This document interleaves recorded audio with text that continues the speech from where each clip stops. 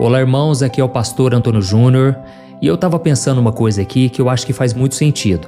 Muitos cristãos, quando chegam na noite de Natal, quando vão ceiar com a família, eles ficam preocupados com a comida, não é verdade? Achando que o perigo da ceia está em comer carne de porco, frutos do mar ou se alguma comida foi oferecida para alguma entidade. Mas o que eu quero te mostrar aqui hoje é algo muito mais sério e que pode estar acontecendo aí bem debaixo do seu nariz sem você perceber. Então eu quero que você preste muita atenção no que eu vou te falar aqui, porque o que está em jogo, na verdade, é muito mais do que aquilo que você coloca no seu prato no dia 24, no dia 25 de dezembro. Nós vamos falar de algo que mexe com o mundo espiritual e que o apóstolo Paulo falou sobre isso e que infelizmente tem trazido maldição para muitas casas. Mas antes de falar sobre isso, eu só quero pedir para você se inscrever no meu canal. É muito rápido, clique no botão inscrever-se que está aqui embaixo do vídeo, ative também o sininho da notificação, porque todo dia eu quero te ajudar a entender a Bíblia de um jeito simples e fácil, tá bom? Então vamos lá. Sabe, irmãos, tem muita gente que passa o ano inteiro orando, vai aos cultos, busca a Deus de verdade, mas quando chega na noite de Natal, parece que a pessoa entrega a chave da casa para o inimigo. É impressionante. Tudo que a pessoa construiu com Deus é jogado no lixo em poucas horas de festa. E por que isso acontece? É porque essas pessoas aceitam participar de coisas que Deus não aprova, que Deus não se agrada. Agora pensa comigo, quando a gente fala em alimento proibido, muita gente logo pensa naquelas leis de comida do Antigo Testamento, não é verdade? Coisas que podem ou não comer, ou então elas ficam com medo de comer algo que veio de algum ritual. Porque muitas vezes a ceia de Natal não acontece talvez na sua casa, mas você se reúne com parentes e muitas dessas pessoas nem são da sua religião, são pessoas que não têm o conhecimento da palavra de Deus. Então eu quero abrir os seus olhos agora para uma realidade que o apóstolo Paulo explicou com muita clareza e que serve direitinho para aquilo que você vai viver na sua ceia de Natal. Deixa eu te explicar. Na época que o apóstolo Paulo estava pregando, ele estava pregando para uma igreja lá de Corinto. E essa igreja, infelizmente, era uma bagunça. A Bíblia deixa muito claro que as pessoas saíam dos templos, onde elas faziam coisas erradas, e elas queriam entrar na igreja mantendo os mesmos costumes. Então elas achavam que podiam participar de tudo ao mesmo tempo, sem precisar mudar de atitude. E é aqui que entra o segredo. Paulo não estava preocupado se a comida tinha gordura ou não. Ele não estava preocupado com tipos de alimentos. Ele estava preocupado, na verdade, com a comunhão. E sabe o que isso significa? Significa que quando você senta à mesa com alguém, você está de certa forma fazendo parte de tudo que está acontecendo ali. E eu sei que na ceia de Natal você não vai conviver só com cristãos. Você faz parte de uma família que talvez você é o único cristão. Ou então você tem poucos parentes que buscam realmente a Deus. Então eu quero te dizer que existe algo muito perigoso que você deve se atentar. Olha só o que o apóstolo Paulo disse em 1 Coríntios capítulo 10, o versículo 21. Ele disse assim, Vocês não podem beber do cálice do Senhor e também do cálice de demônios. Não podem comer à mesa do Senhor e também à mesa de demônios. Olha que forte isso aqui, irmãos. Você consegue entender como isso é sério?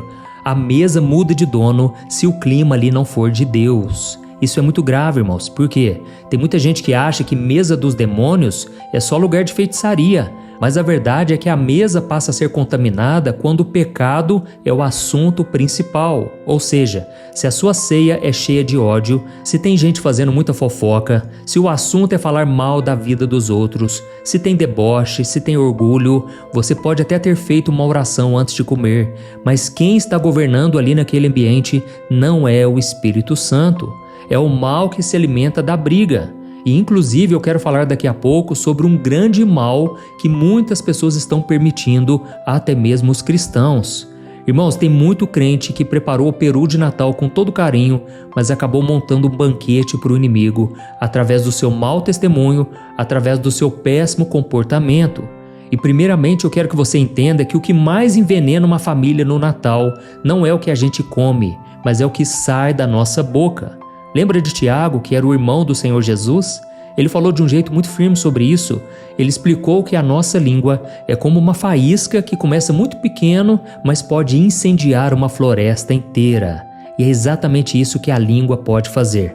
Olha só o que a Bíblia diz em Tiago capítulo 3, o versículo 6. Está escrito assim: A língua também é um fogo, é um mundo de maldade que corrompe todo o corpo. Ela incendeia toda a vida, pois o próprio inferno a coloca em chamas.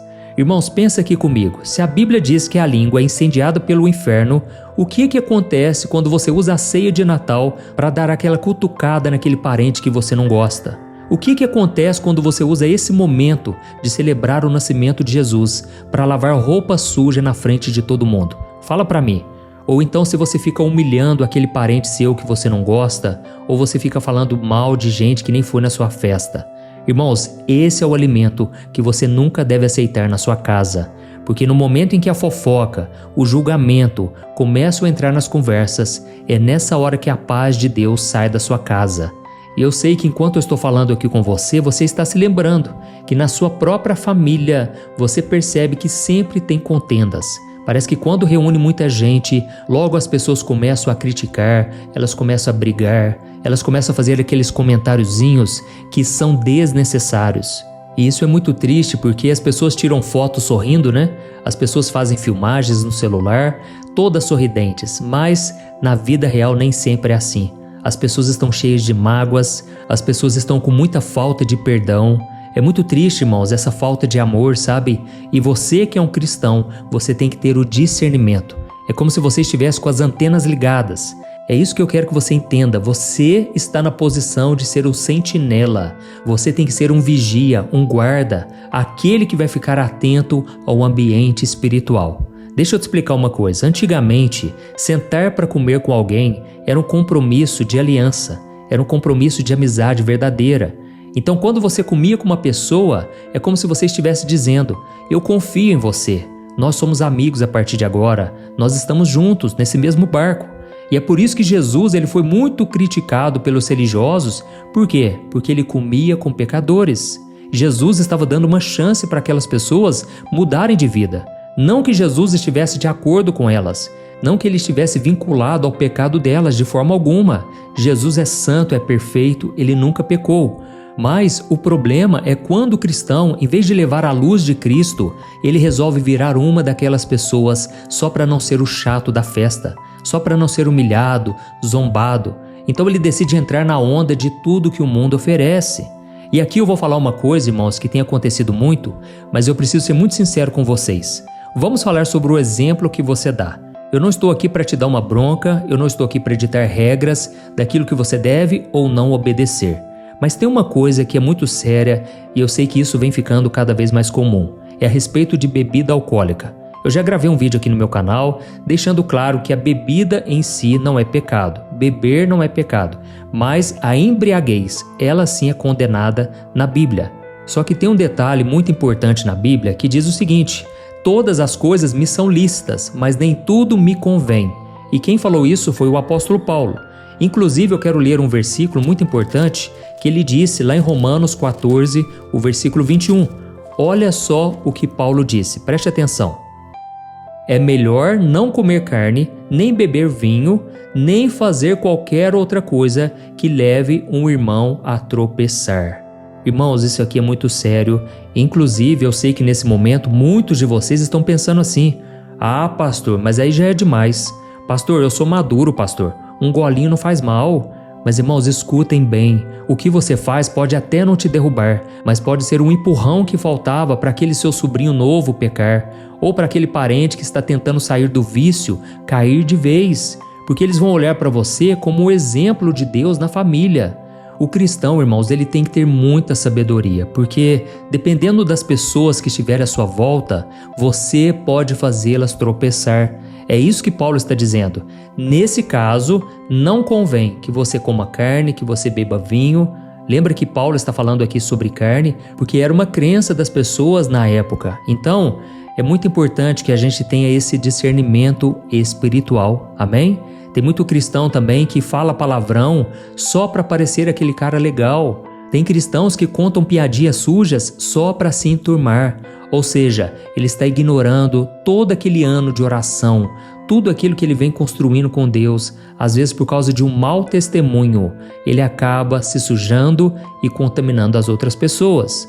E eu sei que pouca gente percebe, mas o Natal, irmãos, é uma época de guerra espiritual pesada. Irmãos, por mais que a gente tenha certeza de que Jesus não nasceu no dia 25 de dezembro, mas ainda assim é considerado uma festa cristã. É uma festa no qual nós podemos falar de Jesus. Amém? E talvez você esteja pensando aí, pastor, mas então como que eu posso mudar esse clima pesado na minha casa? Irmãos, tem jeito. Mas sabe como é? Você não precisa fazer simpatia. É só você mudar a sua atitude. A Bíblia mostra que a gente não é salvo porque nós somos perfeitos. Nós somos pecadores, nós falhamos e nenhum de nós é bom o suficiente para estar na mesa do Senhor. Foi Jesus quem pagou a nossa conta lá na cruz para que a gente pudesse ser amigo de Deus novamente. E se você recebeu esse amor de graça, a sua missão ao se reunir com a sua família é tratar os outros no mínimo com respeito, é tratar os outros com amor, mesmo que essas pessoas não façam por merecer. Da mesma forma que você, antes de conhecer Jesus, Deus teve muita paciência com você, não é verdade? Deus te pegou no colo, Ele te ofereceu perdão, Ele continua te abençoando, sendo misericordioso, um Deus de graça. Da mesma forma, você tem que transmitir esse caráter de Deus na vida das pessoas. Amém? Está entendendo a mensagem de hoje? Então, vamos lá. O primeiro passo que você vai tomar, você vai se oferecer para santificar um ambiente. Você vai se oferecer para fazer uma oração. Não tenha vergonha, não se esconda, assuma o seu compromisso com Deus. Então não é só aquela oração rapidinha, não, só para poder começar a comer. Não, ore de verdade. Peça para Deus guardar aquele ambiente, as pessoas que estão ali, para Deus abençoar todos que estão reunidos. E a segunda coisa que você vai fazer, a partir dali você vai vigiar. Mas é para vigiar mesmo. Você pode, por exemplo, chegar numa rodinha de parentes, de amigos, e você pode começar a falar de Deus. Ou então você pode parar quando eles estiverem fazendo fofoca, falando mal de alguém. É a hora de você dar um bom testemunho. É hora de você mostrar que você não é crente só lá na igreja, mas você realmente segue Jesus. Amém? E a terceira atitude que você pode tomar é ser um servo, porque quem mais serve é quem mais se parece com Jesus. Então, em vez de ficar sentado esperando ser paparicado, procura aquela pessoa que está ali meio triste, meio quieta. Geralmente as pessoas têm vergonha, não é verdade? Elas têm vergonha de se expor, de pedir ajuda.